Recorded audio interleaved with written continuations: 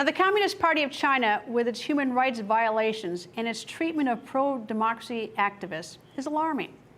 So yesterday, I watched with great interest this video. You can see the former president of People's Republic of China, President Hu Jintao.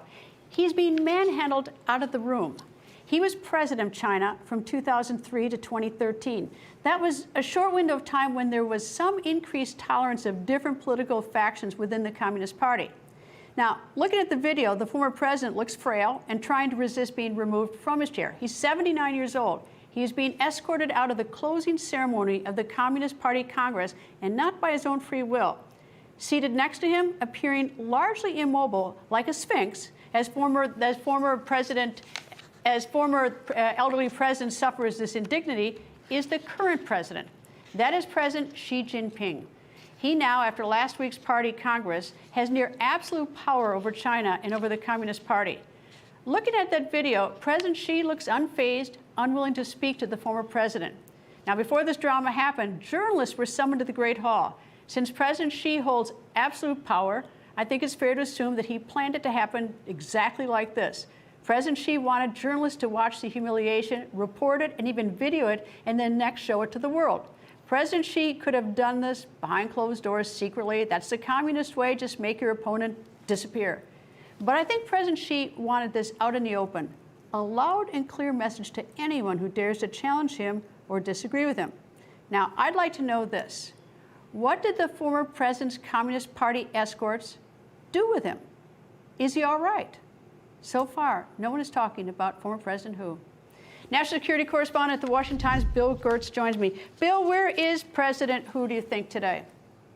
Well, the word is from rumors, and again, we don't know, but they said that he had some kind of illness, so don't be surprised if he's reportedly passed away. But what also seems to be happening is those allied with him, family members and acolytes who are supporting him, are also being rounded up by Chinese authorities. And obviously, this is part of a major political purge.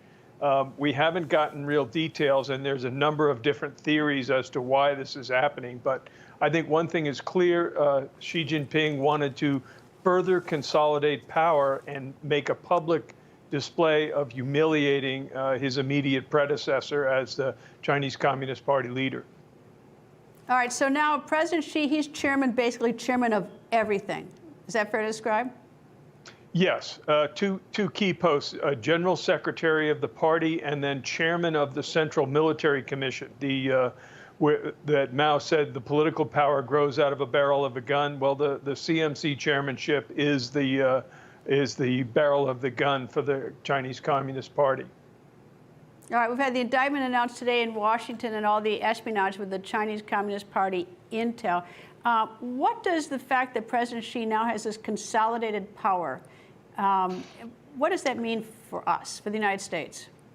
Well, I think that he's going to step up his anti-U.S. policies.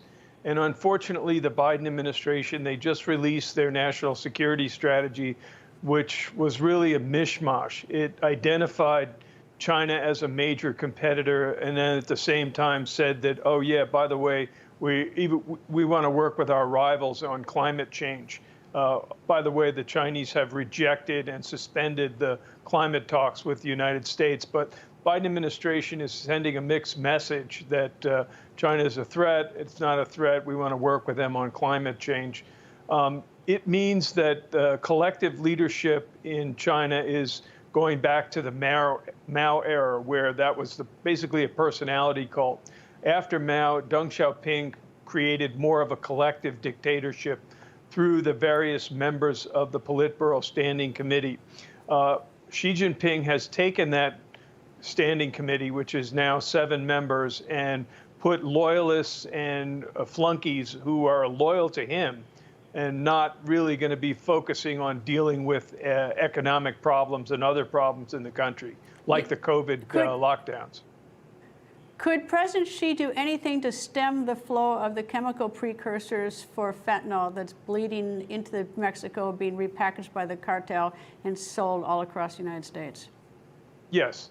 The Chinese government clearly has visibility into the people that are producing and sending fentanyl to the United States. Again, they have what is known as unrestricted warfare, and they're kind of waging it against the United States. Sending fentanyl to kill Americans is one way to do that. Anything to weaken the United States will benefit Xi Jinping and his drive for what he calls the China dream, which is, I call it the China nightmare.